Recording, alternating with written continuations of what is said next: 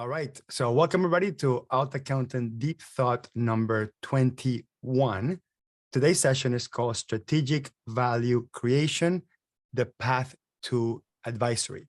Let's talk a little bit about branding update and what is Alt Accountant, what is Reframe, some of the differences between both.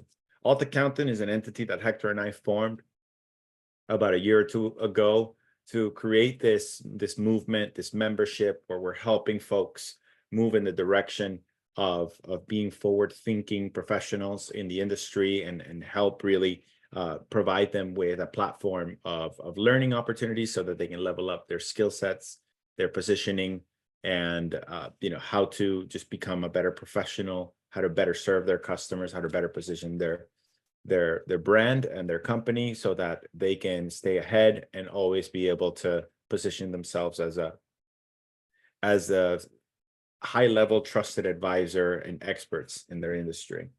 Now, part of that has also what stemmed from it is the Alt Accountant community. And this is our online membership. It's a community. We have about 25 active members right now. Hector, myself, and Vanessa Vasquez are the three teachers, instructors / coaches where we get to select a monthly topic that we get to dive deeper on.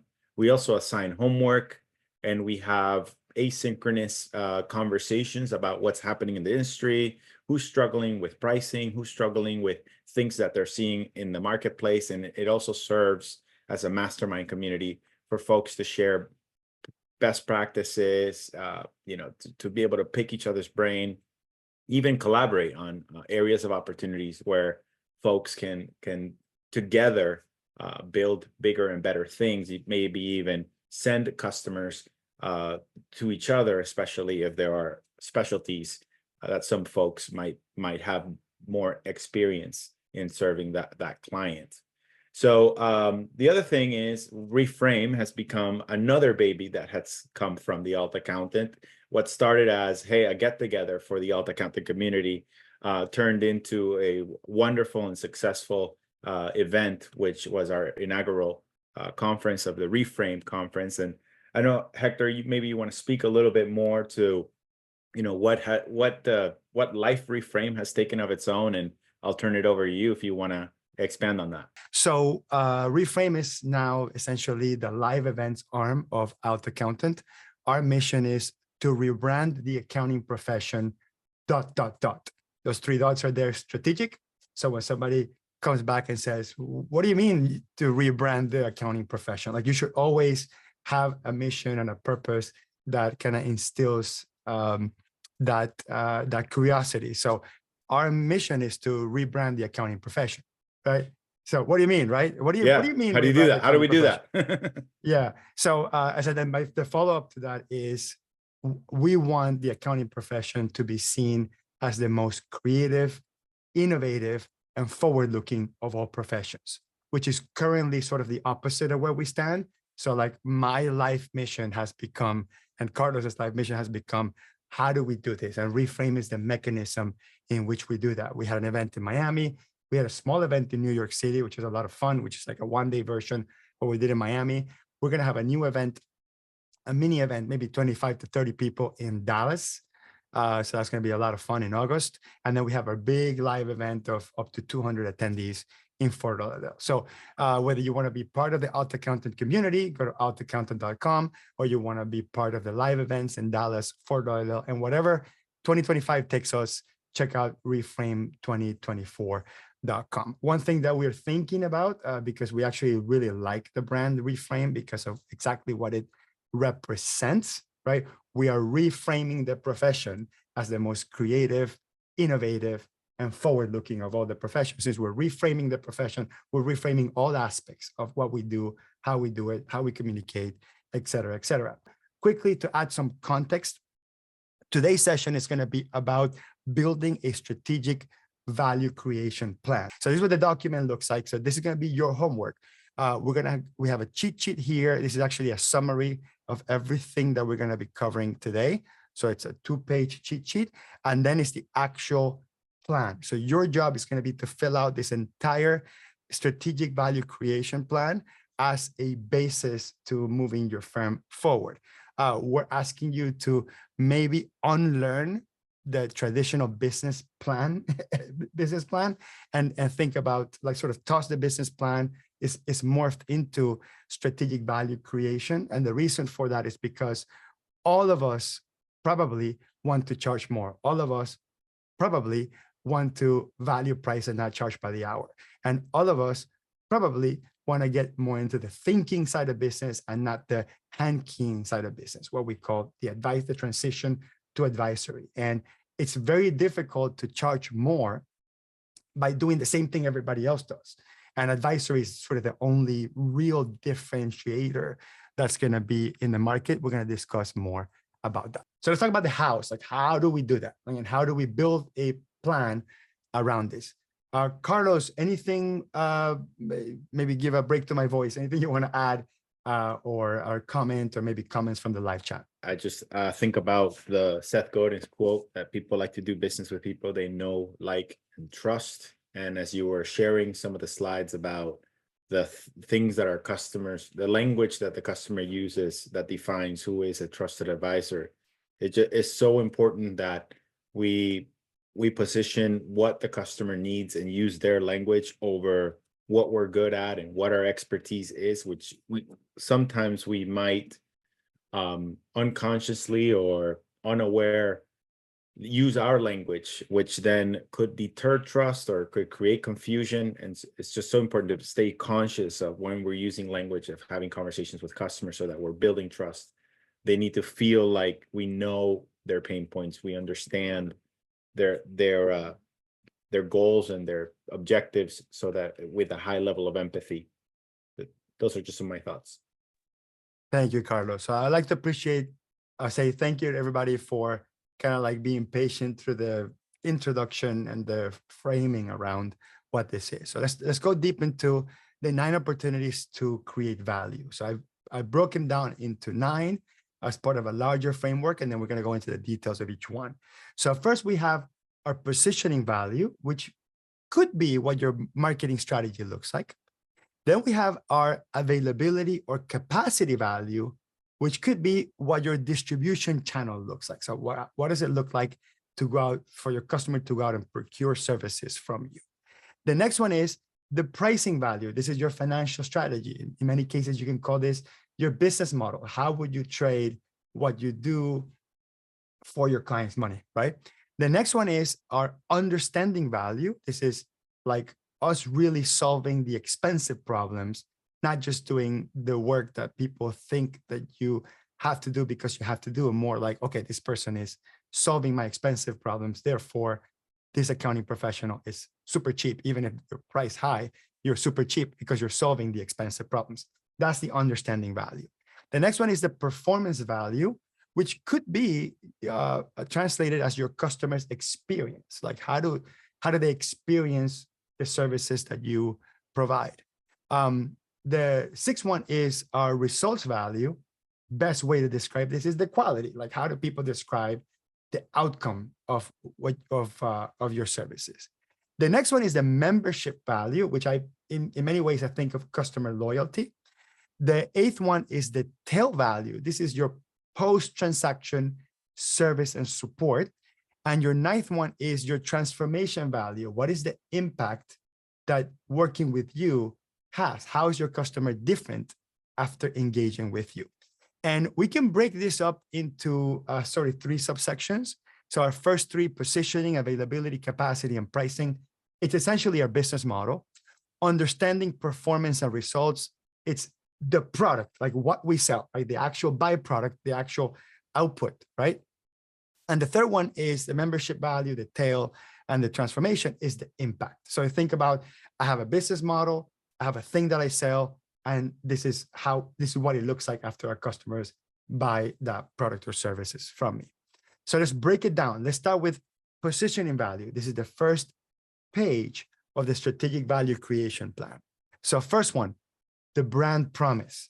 So usually your brand stands for something, right? So your promise could be quality, your promise could be experience, your promise could be speed, your promise could be accuracy. you gotta build that into your slogan, into the company name, on the way you market. You have to have a brand promise. If your clients don't know what your brand stands for, then it essentially stands for nothing. Okay? And do you want that? Do you want people to have a passive point of view about what your brand is? I strongly believe that what you really want is your clients, when they think of you and they think of your brand, they think about what is the exact brand promise. So in your strategic value creation plan, the question you're going to ask yourself is, what unique value do we promise to deliver? And how clearly is this being communicated? Ask yourself that. And then the answer to that is the action plan. Okay, the next one here is your reputation. So your reputation is how people are seeing you in the marketplace. So how strong is your reputation in terms of being reliable, being transparent, and what are you doing to maintain it? That's the question you need to ask yourself. The answer to that becomes the action plan. Then we have your horizontal specialization. These are unique hard skills. Okay, so what unique skills do you have that differentiate you, and how do you showcase them? Like I showcase them via tutorials in YouTube. You can showcase them in all sorts of different ways. Okay, then we have our vertical focus, and many people call this your target market or your niche market. So essentially the question you want to ask yourself is, have we identified a specific target customer? How are you serving them? How are you communicating just for them? Are you using the language that they understand, or that they can confirm that you are specialized in their world? Remember, there's two types of specializations. You can specialize on doing a thing, or specialize of doing multiple things for one type of person. And some people can be super focused and do one specific thing for one specific type of client. Obviously, that's going to be super niche, and your firm should evolve to that as it gets more mature. And the last one is authoritative content. Okay, are you consistently publishing content to showcase your expertise and position you as a thought leader in your areas of practice? That's a question you need to ask yourself, and whatever answer to that becomes your action plan. Okay, and this is going to be similar to the transformation value. This is actually going to come full circle because your use cases or example of your work, it's essentially what's going to tell the story of how you were positioned. Again, beginning of the story, how were you positioned to help a particular type of client? And at the very end, how that client goes through the journey of being fully transformed. That use case is very important. And the use case is kind of the last part of this. It's a transformation value, but then it translates into like, how do you then showcase how you create a value through the entire transaction cycle or the relationship cycle with your clients. Next one is the availability and capacity value. So your availability is how easily is for your clients to reach you, how easily or how customized to their way they want to communicate are you available to them. I also think that the opposite could be true as well, which is scarcity creates that sort of illusion that you're going to be more desired because you're signaling that you're busy, because you're good at what you do. So you strategically create a process in which you can be very available, but you also strategically communicate that you're not that available. So it's kind of a weird dance, right? Where you actually try to find the middle ground between these two. Okay. The next one is your response time. Okay. Like response time by itself, it's its own category. If you actually go to Facebook and go into like the profile of a company in Facebook, that's a thing that you can see. It's the average response time. So like even for the tech companies, it's very easy for them to measure. And this is going to be something that is going to be pinned against AI and systems, because ChatGPT responds within seconds. So can you really compete with ChatGPT? Well, probably not in response time, but you could in quality and context, right? But at the same time, there has to be systematically something in place for you to be reasonably quick.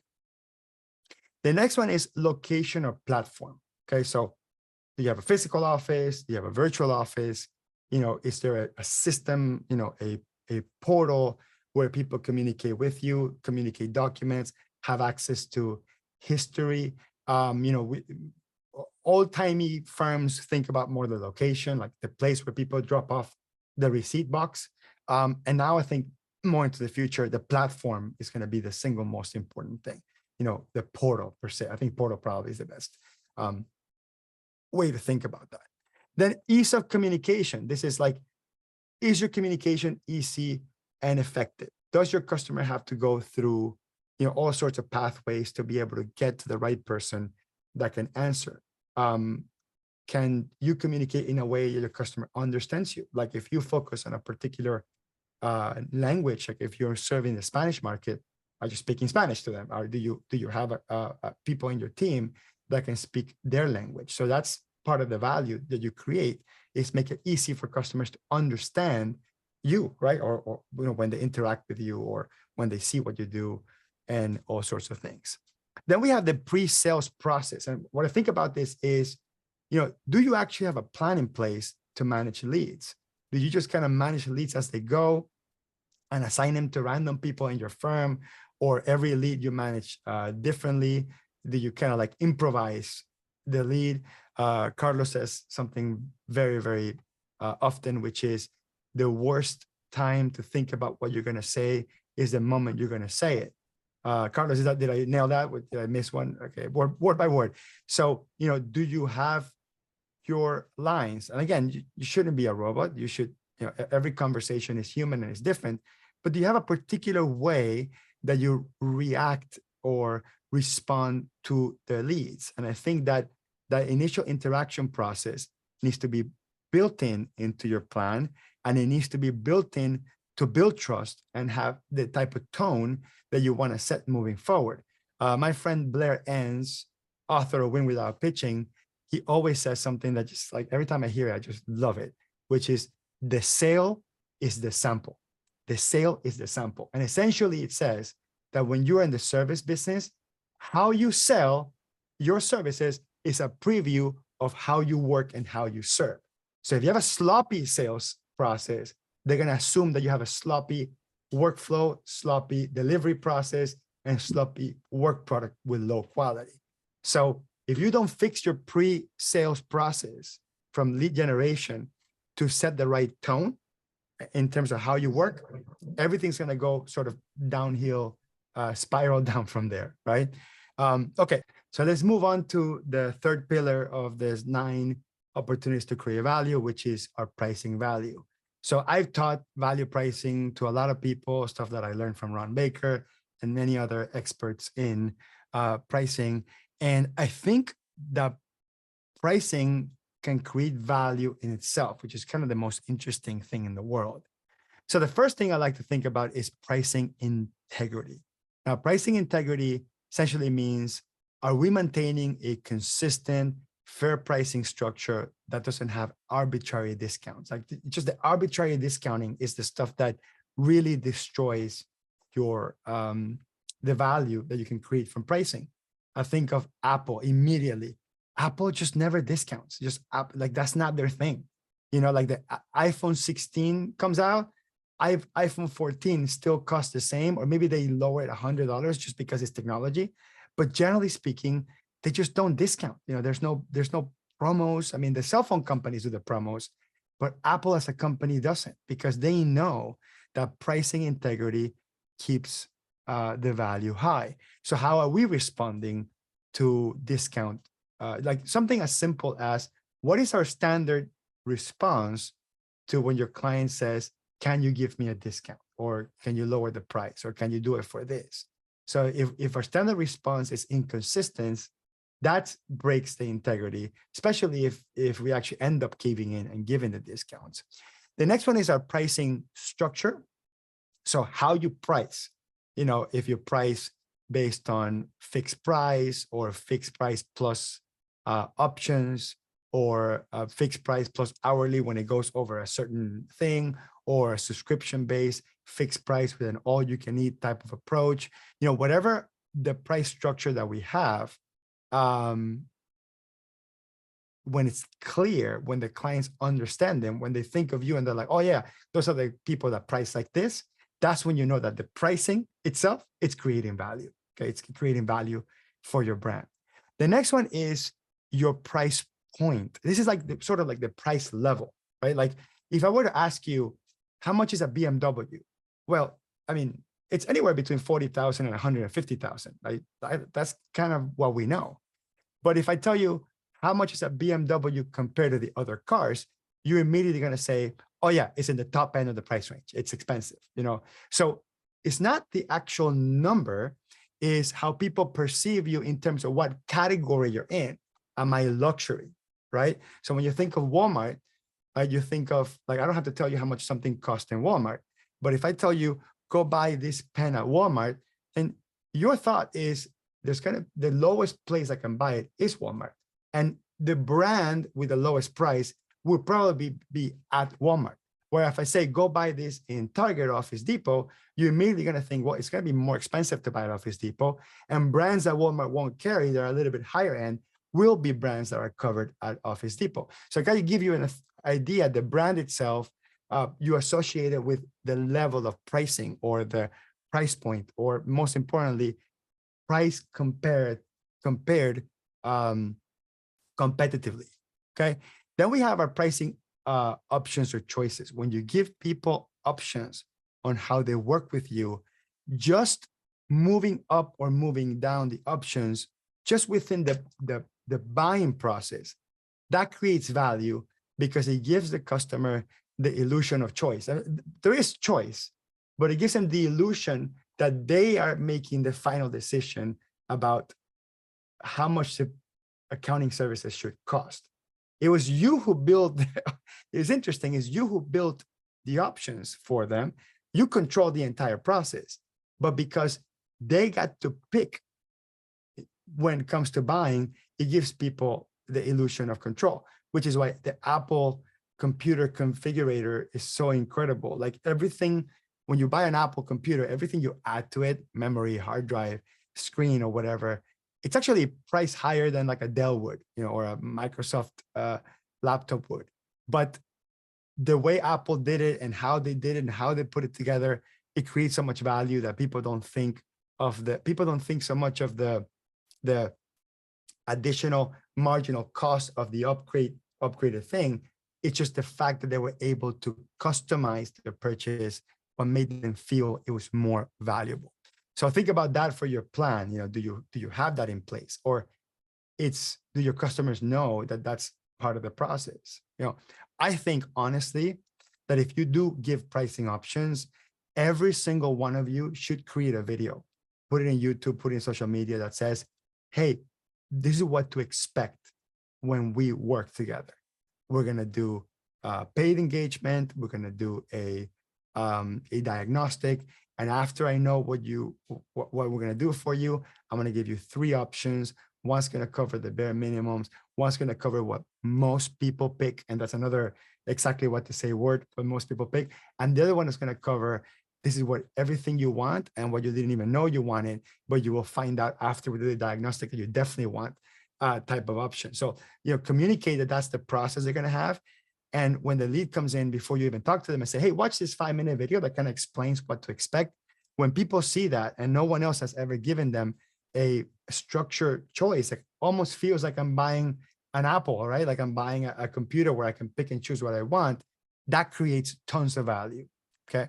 The next one is timely discounts. And my friend Ed Kless calls it preferred price. So never use the word never use the word discount, always use preferred price. So you can say, hey, because you're signing up with me in the low season, I'm going to give you a preferred price. Because you're signing up with me and signing up now, but immediately going into extension, and we're going to do the stuff 3 months from now, I'm going to give you a preferred price. So it's changing the word from discount to preferred price. And there's tons of psychology behind that, because preferred means you're one of the few, right? And like many, like preferred member, you know, preferred, you know, with the frequent flyer miles or the credit card companies, preferred means more than the average or more than the general public.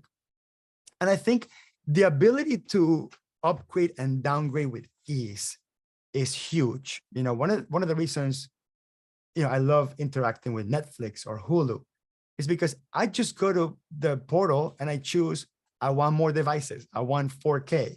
I want more users. I want more channels or less channels. Like, I just love having complete control over how I interact with another business, and the fact that it happens immediately and frictionless. I love that. One of the things I hate about QuickBooks Online is when you upgrade to advanced, they have to call a 1-800 number to downgrade. That to me is a major misstep on value creation. I think that destroys value. So what they're saying is, we're going to throw everything at the kitchen sink to prevent you from downgrading by creating a wall and by adding a bunch of salespeople that are just going to push you to stay in that. Instead of just make it easy for the customer. Trust me, that stuff comes back in multiples. Let the customer downgrade, pause, let them do that, because removing that friction is probably one of the single most valuable things you can do for them. Hector, Okay. can I Yeah. chime in? So go back to pricing for a second. Now, I know that this, value creation in terms of pricing is a lot of how we present it to the customer in a lot of scenarios. And I'm curious to maybe get chat going for a second. And I this won't take long, but could you type in the chat, if ever you're communicating pricing to one of your customers, how do you do it in your first call? Do you first do a diagnosis? Do you send it via email? How do you communicate pricing to your customers now? So I'm just kind of curious to get an assessment. And then as we get some folks in the chat sharing that, my question to you, Hector, is what is your recommendation when someone's coming in and saying, I need a service, and if you already know what your price is, do you recommend to communicate price verbally right there in that first conversation? Because everybody has a different approach to that, and there's maybe a little bit of a mindset or a anxiety that comes to play around pricing. What thoughts do you have around that? Yeah, I would probably say this has been the hardest thing to do over the years, especially as it took me several years to master value pricing for myself, for my firm. And doesn't matter how good you are at it, you're always going to be caught by surprise of clients saying, I need to do so-and-so, how much is it? And your client's looking at you like, hey, stop wasting my time, just give me a number. So I get it, I totally get it. So this is like strategically in my value creation plan.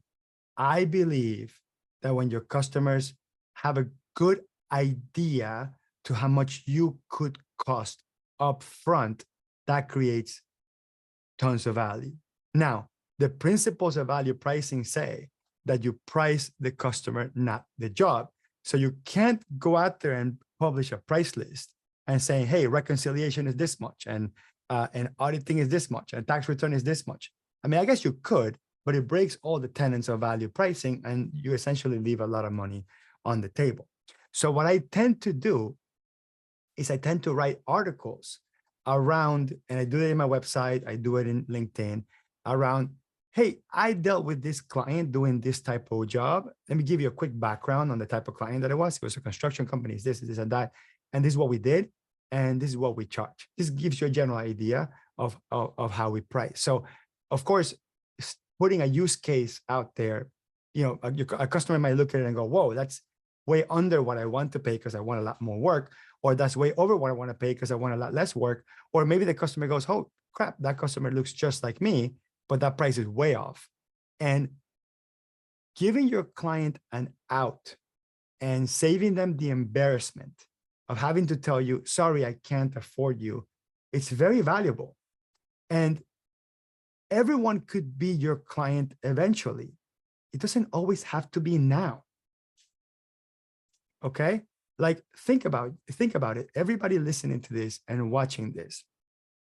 Some of you may have 2 years of experience doing this. Some of you may have 30 years of experience doing this. Some of you might be somewhere in between. The reality is do you think that a brand new practitioner going into accounting, that it makes sense for them to invest in something like this, right? Where they're, high level concepts are being taught to them. They're paying $250 a month or whatever auto accountant goes for right now. They're paying for that. Like, will they get value on this? And the reality is probably not. So is every accounting professional a target client for auto accountant? Yes. Does it need to be now? No.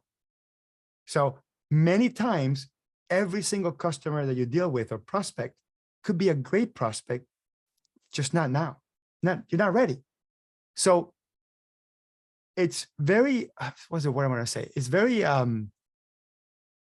it's forgiving. It's very forgiving. I think about like a driver in a golf club, right? Where they're designed that when you screw up or when you don't hit the ball right, that it keeps the ball straight. It's very forgiving to your customer, giving them an early out. And it's best for them not to waste their time and for you not to waste your time. And even if they're paying for a diagnostic, what I always try to avoid at all costs is to do a diagnostic for someone that I cannot offer a service that's within the price range of what they can afford. So I make it a point to create a video, create content, create articles where I say, hey, before you even book the paid diagnostic, take a look at these use cases. You're in landscaping, you do about $1 million a year. Okay, there's a use case here that could work. And by the way, you know what's amazing about this? And I'm going to cut this out for the YouTube part of this video. I'm going to do. They don't have to be real use cases. Okay. You can make up every single use case, that you could think of. You could literally talk to a client that does, I don't know, they distribute flowers that they buy from Ecuador and they sell in Canada and the US. And you've never done this before, but you have confidence in your abilities that you can do it. So all you got to do is make up a case of a company that buys flowers from a different country and sells them to a different country and how you help them. Now, this is going to take you about 3 hours to build to make it credible. You might have to go into ChatGPT and say, hey, ChatGPT, I'm going to work with this client.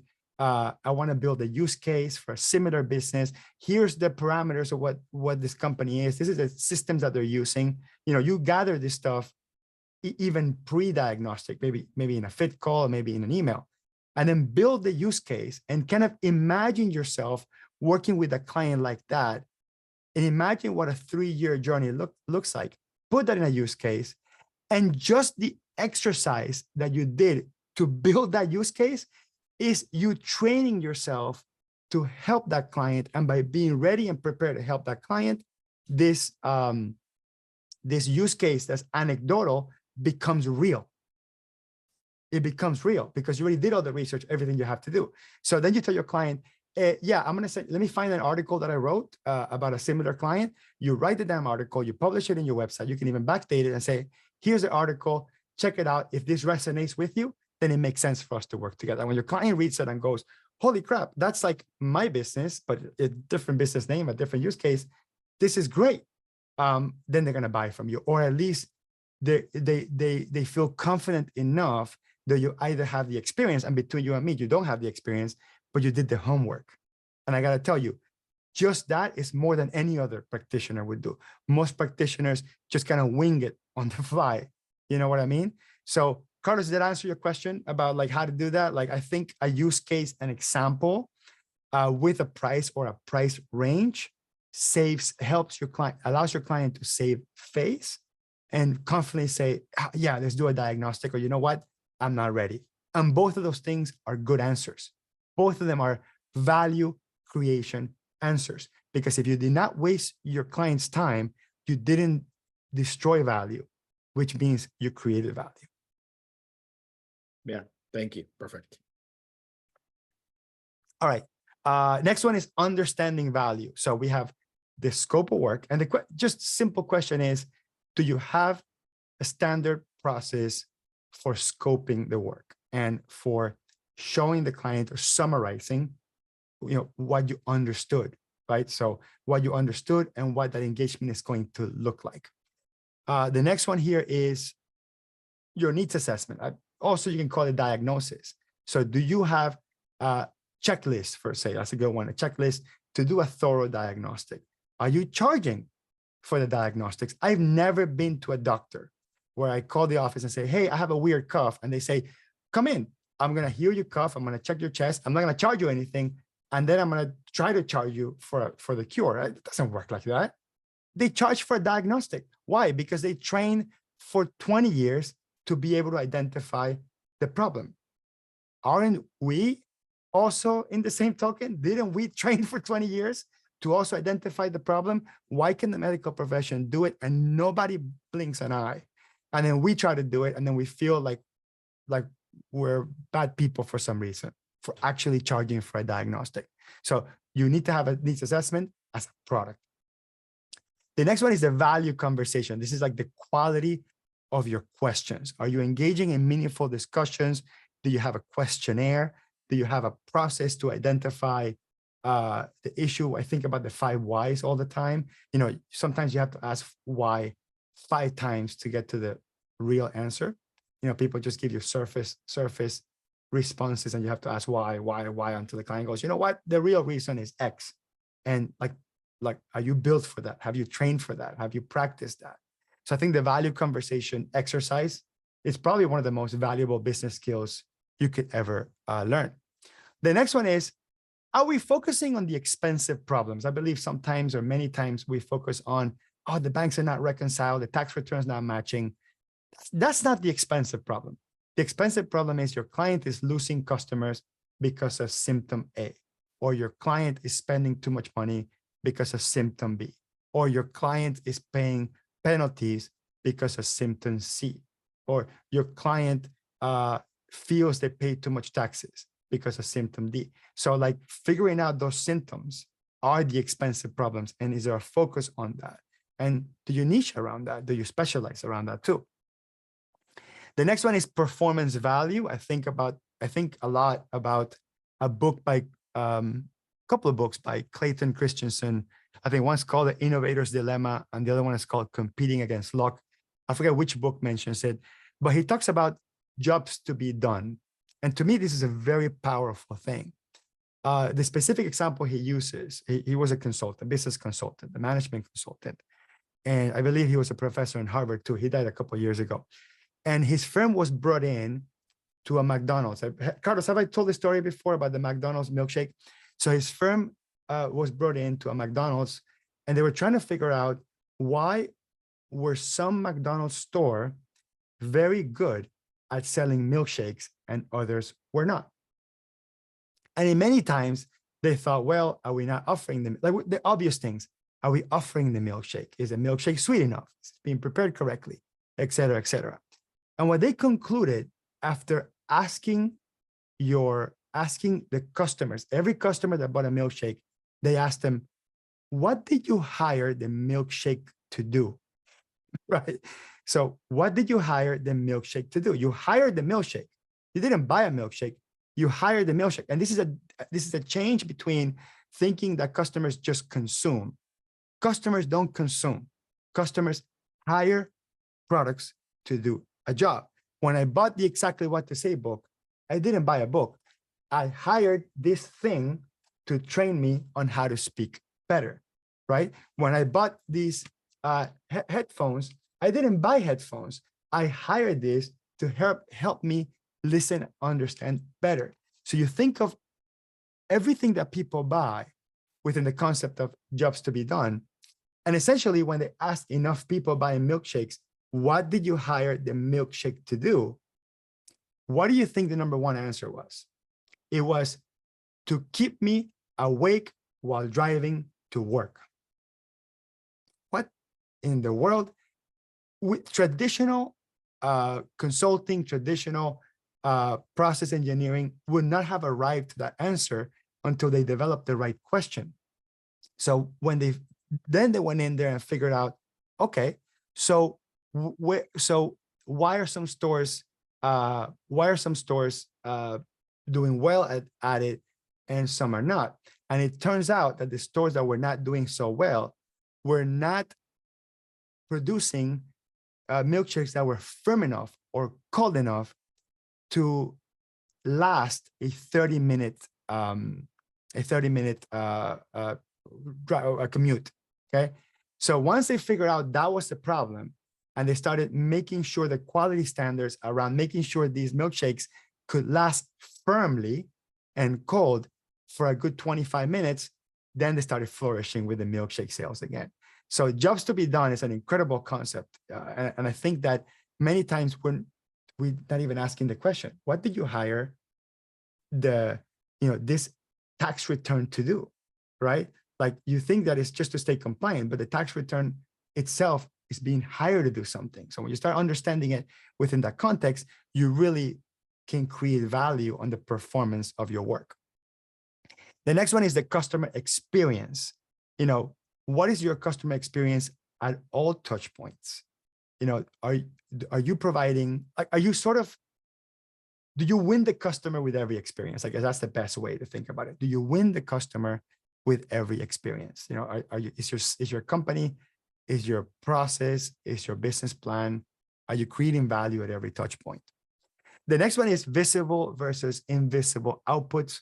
The example I always use is there are restaurants with open, visible kitchens and the restaurants with closed kitchens. And it's not cut and dry like all open, visible kitchens are high-end and expensive versus all closed are cheap, or even the other way. Because McDonald's is very much open kitchen. Like you can see everything that's going on, even the chaos that's happening back there. And also, some of the modern, really cool restaurants in New York and San Francisco and Chicago have these open kitchen models where you actually see all the work. And by the way, an open kitchen needs to have incredible standards around cleanliness, right? Because the transparency of the kitchen creates value. Think about that. So as a firm, do you have an open kitchen concept or do you have a closed kitchen concept? At the same time, I've been to many restaurants that are like fast food, $10 plates that are completely closed kitchen. And when I go out into the bathroom and I get a glimpse of the open door, when I look at it, I'm kind of regret ordering food from there because it's like total chaos.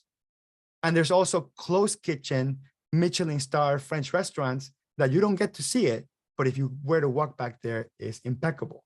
So it's not cut and dry, like visible versus invisible is supposed to be expensive versus cheap.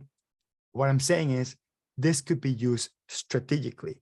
What are you purposefully hiding from your customers, not to bore them or confuse them? And what are you purposefully exposing so your customer feels like they're part of the process? Okay. The next one here is speed. Like, is speed a value proposition? Is turnaround time a value proposition? Are you known to be fast? Are you known to be the right speed? Because there's fast, slow, and the right speed, right? So, for example, a fast food restaurant is fast. A high-end restaurant, it's not slow, it's the right speed, right? Because they time all the food to be at the right temperature and to be paired correctly with the right sides or the right drinks. So, as a firm, how is speed part of your business model or your value proposition? Creativity. So how are you introducing new and novel ideas to solve client problems? How are you showcasing that? Like I do that. Like I would say I'm probably the embodiment of that. Like I go into YouTube and every single time I do something that feels different or weird, I make a video about it. Why? Because people look at it and go, holy crap, that person's creative. He could probably solve my problem that no one else has been able to solve, because not all problems can be solved with technical prowess. Some problems require out-of-the-box thinking. And my very favorite book about this, and it's a book that blew my mind, continues to blow my mind.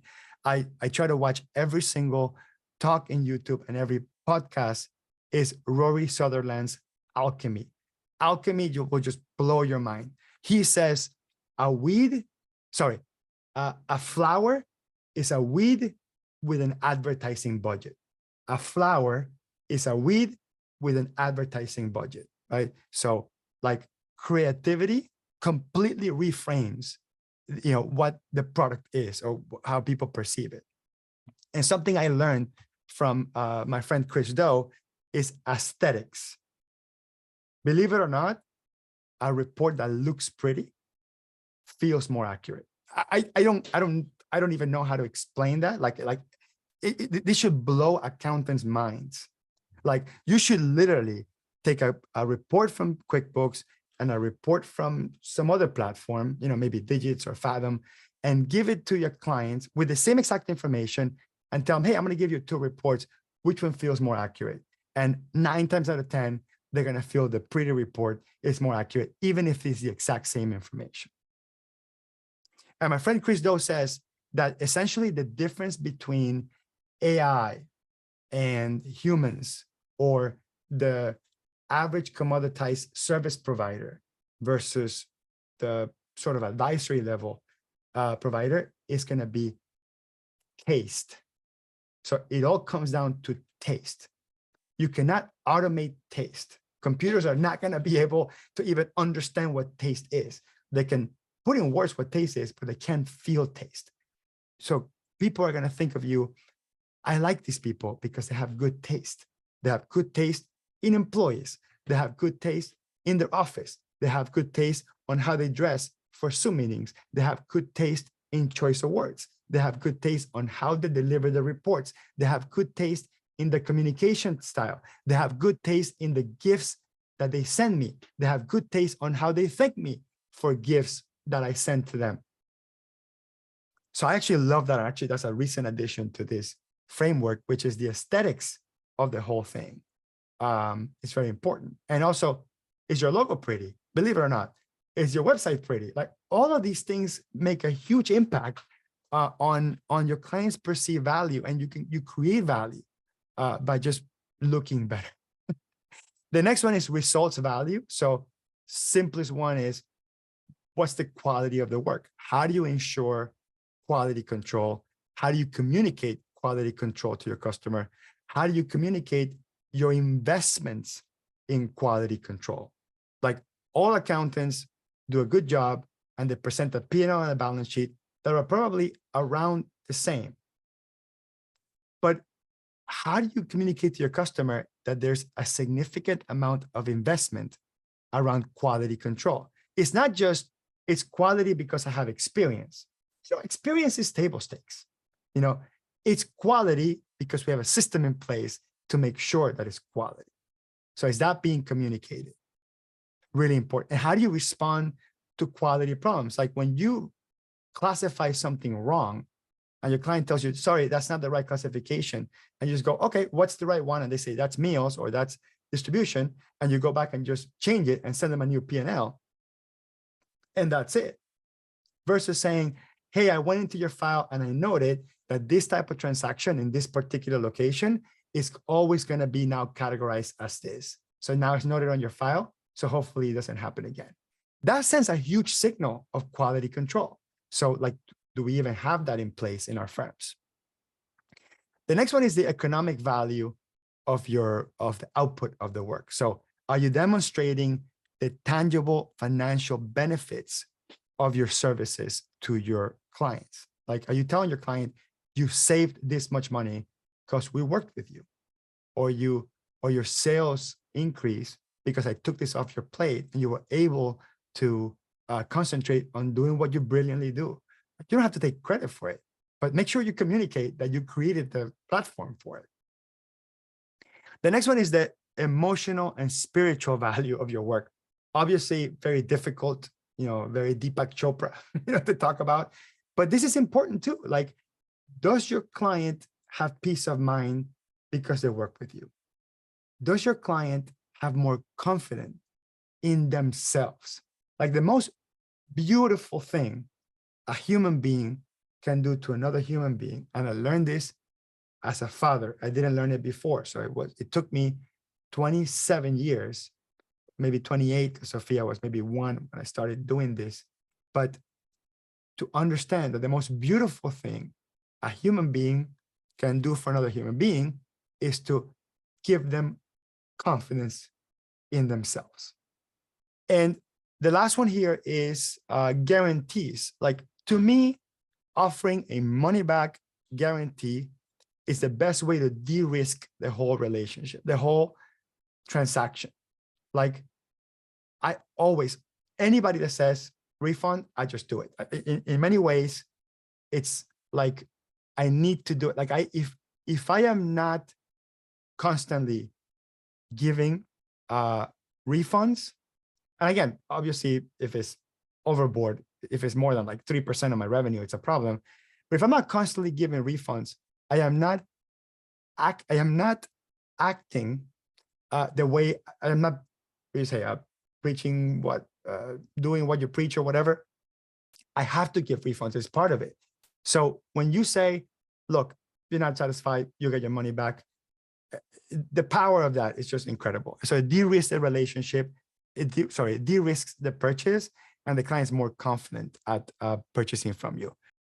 I think what you were talking about earlier with our ultimate objective of helping clients reach this emotional, spiritual discovery, for someone to achieve what's called self-discovery as advisors, as coaches, as whatever role we play in, we're in a position of authority to guide others. It's important to stay curious and when you're crafting every conversation that you're preparing for, is understanding how to understand the context of where someone's coming from, so you could take them where they need to arrive, whether it's believing or agreeing in a business strategy, or communicating the story behind their numbers, or the engagement and the relationship that you all have. But we can only help someone self-discover by asking powerful and curious questions.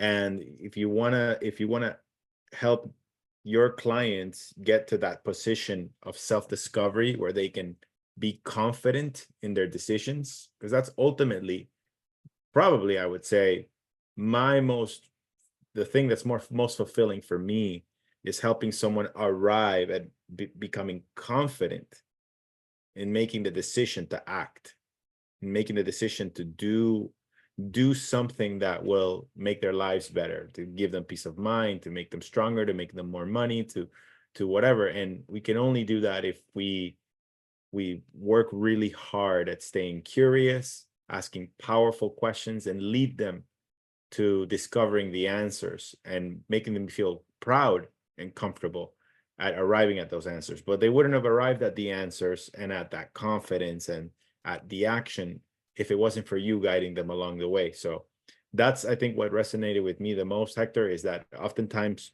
we're in this position of being an expert doesn't just mean being able to blur out all the knowledge that we have to them.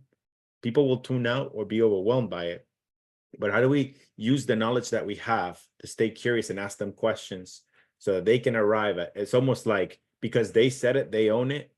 How do we shift our approach so that we help the clients say it, so that they own what it is that they're saying, and they can arrive at that self-discovery, thus creating the confidence in their abilities to make powerful decisions for their business and make their lives better. So.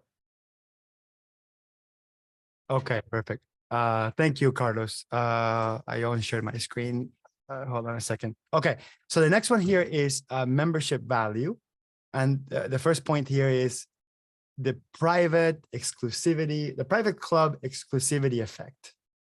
Okay, so do your clients, long-term clients, your members, whatever you want to call it, get something more than no one else gets?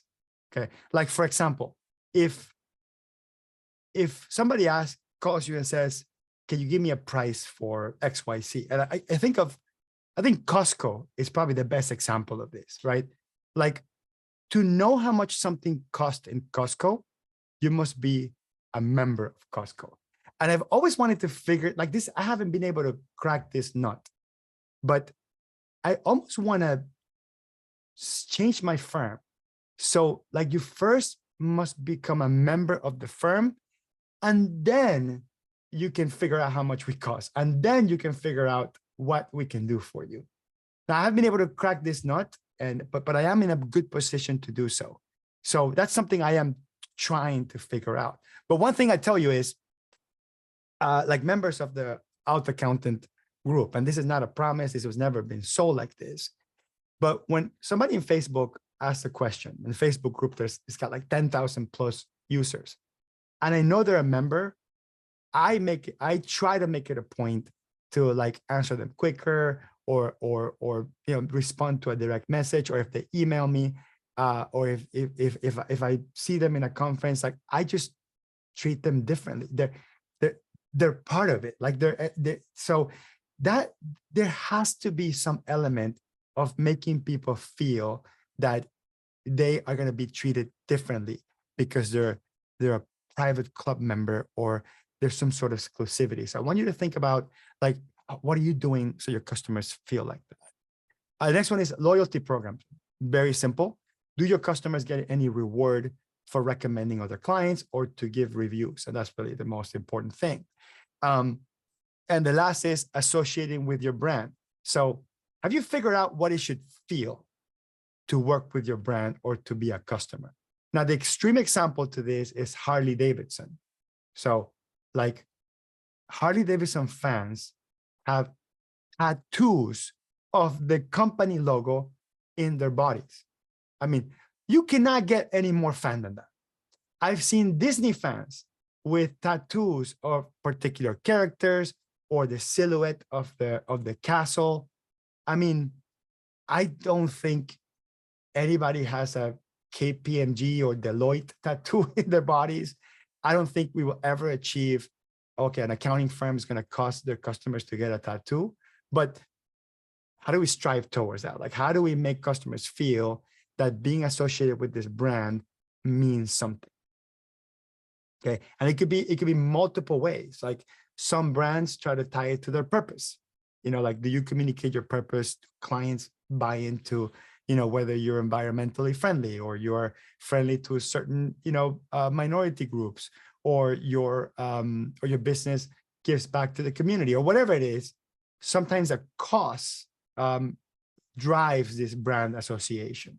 So think about that. Like, how are you creating value in these ways?